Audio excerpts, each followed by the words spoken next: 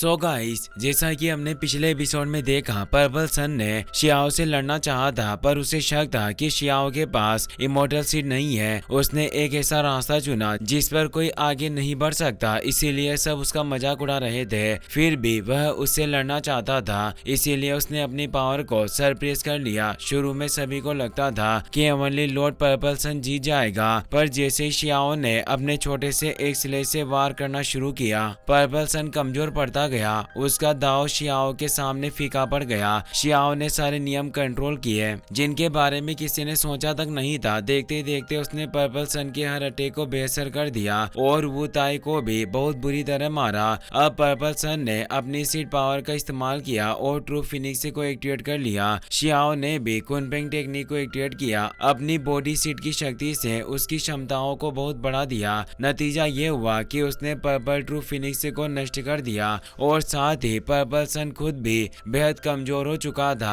अब वह हार चुका था। तियानशेन एकेडमी के सारे डिसिबल बेहद खुश हुए, पर किसी को भरोसा नहीं हो रहा था कि वांग ने हेवनली लॉर्ड को हरा दिया। लोग अभी भी ये मान ही नहीं पा रहे थे कि पर्पल सन हेवनली लॉर्ड तियानशेन एकेडमी के वांग से हार गया। तभी पूरी जगह फिर हिलने लगी। पहाड़ टूट रहे थे, आकाशीय बिजली गिर रही थी और देखते देखते जमीन के भीतर से एक विशाल अंडरग्राउंड इमोर्टल मैनर बाहर आ गया, जिसकी एंट्रेंस से तेज एनर्जी निकल रही थी। यही पैलेस में जाने का रास्ता था और वही महान अवसर था जिसके लिए तीनों एकेडमीज के डिसिबल यहाँ इकट्ठे हुए थे। सब यह देखकर खुश हो उठे। काओ युशेंग सभी से कहता है, देखो हमारे वांग की ताकत की वजह से यह दरवाजा खुल चुका है। शियाओ अब तियानशेन एकेडमी के सभी डिसिबल से कहता है, अब मैं जीत गया हूँ, इसीलिए पहले तुम सब इस अंडरग्राउंड इमोर्टल मैनर में प्रवेश कर लो और अवसरों की तलाश करो। पर्पल सन बहुत कमजोर महसूस कर रहा था। वो सोचता है अभी लड़ाई पर ध्यान देना ठीक नहीं होगा, हमें इस मैनर से मिलने वाली अवसरों पर ध्यान देना चाहिए। हमें भीतर जाने में बिल्कुल देर नहीं करनी चाहिए। और वह तेजी से आगे बढ़ता है। साथ में उसकी एकेडमी के सारे डिसेबल भी उसके पीछे चल पड़े। पर्पल सन कहता है, वाकई तुम ताकतवर हो, मैं अपनी हार स्वीकार करता हूँ। शियाओ धीरे से कहता है, कम से कम तुम बुद्धिमान हो, अपनी हार स्वीकार करने की हिम्मत तो दिखाते हो, अब जल्दी से पीछे हट जाओ। तभी वहाँ लेन जियन, दाजुटुओ और क्यूगू भी आ जाते हैं, जो पहले अंदर जाना चाहते थे, इसीलिए उन्होंने अपनी पावर एक्टिवेट कर ली थी। शियाओ ने देखकर कहता है, तुम लोग आखिर चाहते क्या हो? मैंने कहा था जो जीतेगा वही पहले अंदर प्रवेश करेगा। क्या अब तुम अपनी बातों से मुकरना चाहते हो? लेन जियन जवाब देती है, पर्पल सन वाकई बुरी तरह घायल है और तुमसे हार चुका है। यह अंडरग्राउंड इमोर्टल मैनर तुम्हारी फाइट पावर की वजह से खुला है, इसीलिए इसमें केवल टॉप लेवल के पेटिशनरी प्रवेश कर सकते हैं। कमजोरों का इसके अंदर बहुत बुरा हाल हो सकता है। वह मानती है कि ऑर्डिनरी स्टूडेंट को भीतर नहीं भेजना चाहिए, वरना अवसर बर्बाद हो जाएगा। बल्कि हम तीनों एकेडमीज के पावरफुल डिसिबल मिलकर इस मैनर की खोज करें। क्यूगू भी कहता है, जल्दी हमें फॉरेन रियल में से युद्ध लड़ना पड़ेगा, इसीलिए अभी सबसे जरूरी बात यह है कि सबसे ताकतवरों की ताकत को और बढ़ाया जाए। वो बताते हैं कि तुम हमें कम मत समझो, हम चारों ने वर्चुअल दाव रियल में प्रवेश कर लिया है। हमने स्काई एंड अर्थ के ग्रेट दाव को प्राप्त किया और हमारी शक्ति से पृथ्वी पर भी भारी भरकम बदलाव आया है। वांग, हमारी ताकत इतनी कम नहीं है कि तुम हमें रोक सको। और अब हमें 3 साल पहले का सीन दिखाया जाता है, जब शियाओ उस सीड एम्ब्रियो में प्रवेश करने वाला था, क्योंकि शियाओ को अपनी बॉडी को सीड के रूप में रिफाइन करने में पूरे 3 साल लग गए थे। उस वक्त ग्रेट दाओ ने उसे बताया था, अगर तुम अपनी बॉडी को सीड के रूप में रिफाइन करने में कामयाब रहे तो जब तुम बाहर आओगे तुम्हें अपनी शक्ति छिपाने की कोई जरूरत नहीं होगी। तुम खुलकर अपनी पूरी ताकत से लड़ सकोगे और अपनी पावर से सभी को दबा दोगे, कोई तुम्हें रोक नहीं पाएगा। शियाओ ने उनकी बात समझ ली थी। वो जानता था अगर उसे दोनों एकेडमीज के घमंड को तोड़ना है और तियानशेन एकेडमी को सम्मान दिलाना है तो उसे और भी मजबूत बनना होगा। वो सीट के अंदर चला गया था। एल्डर सोच रहा था, यह 3 एकेडमीज के बीच की प्रतियोगिता तो बस एक छोटी सी बात है। मुझे तो बस इस बात का डर है कि जब इंपीरियल पास पर तुम पूरी दुनिया के खिलाफ युद्ध करने पहुंचोगे, तब वहां ऐसे कई लोग होंगे जो सिन ब्लड गार्ड यानी स्टोन ट्राइब के लोगों को पहचान लेंगे और वो तुम्हें कभी स्वीकार नहीं करेंगे। अगर तुम इस इंपीरियल सिटी में दफन नहीं होना चाहते और इस दुनिया से ऊपर उठकर उभरना चाहते हो तो तुम्हें अपनी बॉडीज को एक सीड की तरह रिफाइन करना होगा, तभी तुम पूरी दुनिया को हिला पाओगे। अब शियाओ इतना सक्षम बन चुका था कि वो उन सभी एकेडमीज के डिसिपल को एक साथ रोक सकता था। वो हल्के से मुस्कुराता है और कहता है, अगर तुम्हें लगता है कि मैं कमजोर हूँ तो अब वक्त आ गया है कि मैं तुम्हें अपनी असली ताकत दिखाऊं। और वो अपने वर्चुअल दाव फॉर्म को एक्टिवेट कर लेता है जिसने इतनी भयावह एनर्जी फैलती है कि पूरी जगह हिलने लगती है। क्योग्यू और बाकी सभी उससे नजरें भी नहीं मिला पा रहे थे, पर पर्पल सन के चेहरे पर मुस्कुराहट थी। वो कहता है, तो ये लड़का अब तक अपनी ताकत छिपा रहा था, अच्छा हुआ कि अब तुमने अपनी पावर दिखाई, अब मैं भी अपनी पूरी शक्ति से तुमसे लड़ सकता हूँ। वो अपनी पूरी एनर्जी को अनलिश करते हुए कहता है, हुआंग अब तुम बहुत ज्यादा अहंकारी हो गए हो, इसीलिए अब मैं तुम पर कोई दया नहीं दिखाऊंगा। देखो मेरे इमोर्टल सीट की असली ताकत। और वो अपने पर्पल क्यू कंडेंसेशन सीट की शक्ति को एक्टिवेट कर लेता है। उसका ट्रू फॉर्म प्रकट होने लगता है, एक विशाल ग्रह जैसा आकार लेता हुआ रूप जिससे ग्रेट दाव डिवाइन चेन से बाहर निकल आती है जो हेवन एंड अर्थ के लॉ से बनी हुई थी। वो कहता है, ये प्रीमोडियल केओस की तरह है जो पूरी दुनिया को मिटा सकता है। और वो अपने heaven and earth power law से शियाओ पर हमला करता है। शियाओ थोड़ा चौंकता है, ये वाकई प्रीमोडियल पर्पल क्यू सीट का ट्रू फॉर्म है।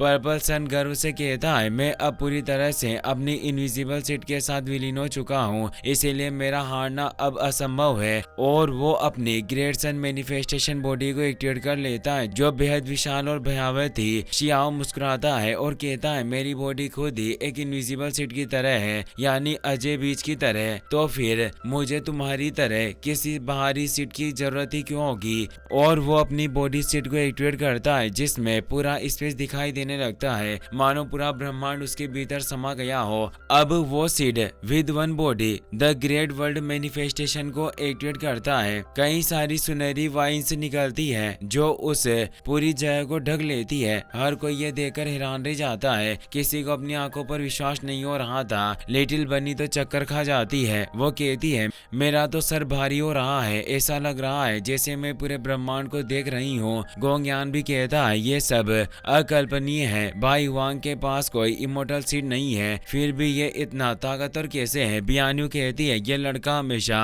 असंभव को संभव बना देता है। पर्पल सन को काफी गुस्सा आता है, उसे याद आता है कि यंग हेवनली किंग ही हमारी इमोर्टल एकेडमी की अगुवाई करता है और उसे कब से यही एहसास था कि अगर वह यंग हेवनली किंग को चैलेंज कर पाए तो आगे बढ़ सकता है, इसीलिए वह दिन रात मेहनत करता आया। वह सोचता है, अगर मैं शियाओ को हरा दूं तो मैं यंग हेवनली किंग को भी हरा सकता हूँ। यही सोचकर वह तेजी से शियाओ की तरफ बढ़ता है। शियाओ शांत खड़ा रहता है, सिर्फ उसे निहार रहा होता है। पल भर में शियाओ की नजर से पर्पल सन एक ब्लैक होल में समा जाता है, जैसे कि वह अनंत यूनिवर्स के बीच एक खाई में गिर रहा हो। पर तभी एक वॉइड पोर्टल खुलता है जो पर्पल सन को खींचकर बाहर निकालता है और एक तेज एक्सप्लोजन होता है। एल्डर समय रहते पहुंच जाते हैं और उसे बाहर निकाल लेते हैं। सभी यह दृश्य देखकर हैरान रह जाते हैं। शियाओ पर्पल सन से कहता है, तुम हार चुके हो। काओ युशेंग गर्व से बोलता है, देखा तुमने मेरा भाई कितना महान है। ये दोनों एकेडमीज के सबसे पावरफुल पेटिशनर है और पर्पल सन हुआंग के सामने पैरों की धूल जितना भी नहीं है। जीटोंग पर्पल सन की मदद करता है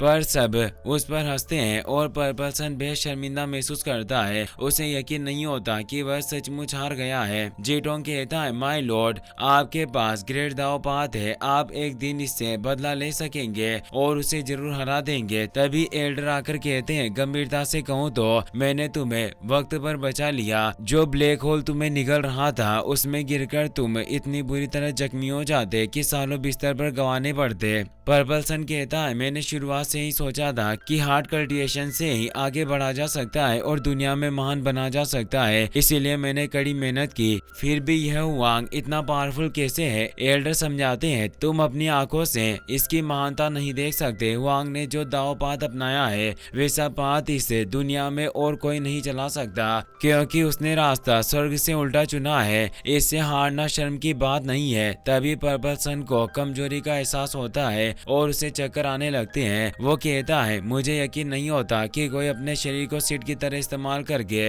इतना आगे बढ़ सकता होता है कि कोई उसे हरा ना सके। गोल्डन हॉर्न राइनो के हाथ पांव सब कांप रहे थे। उसने शियाओ से दुश्मनी ली थी और उस पर हमला भी किया था। अब उसे डर सता रहा था। वह सोचता है कि शियाओ को कोई रोक नहीं सकता, वह जानवरों की तरह हमें खा जाएगा। फिर वह शियाओ की ओर तेजी से आगे बढ़ता है और घुटनों के बल गिरकर कहता है, महामहिम मुआंग, इस नादान को माफ कर दीजिए। मेरी सौंदर्य चमड़ी बहुत कमजोर है और मेरा मांस स्वादिष्ट भी नहीं है, इसीलिए मैं आपके खाने के काबिल नहीं हूँ। मेरी जान बचा लीजिए, मैं अब कभी आपके खिलाफ खड़ा नहीं होऊंगा। शियाओ कहता है, पहले तुम मेरे मरने की दुआ मांग रहे थे और अब माफी मांगते हो। तुमने बहुत जल्दी अपना रंग बदल लिया।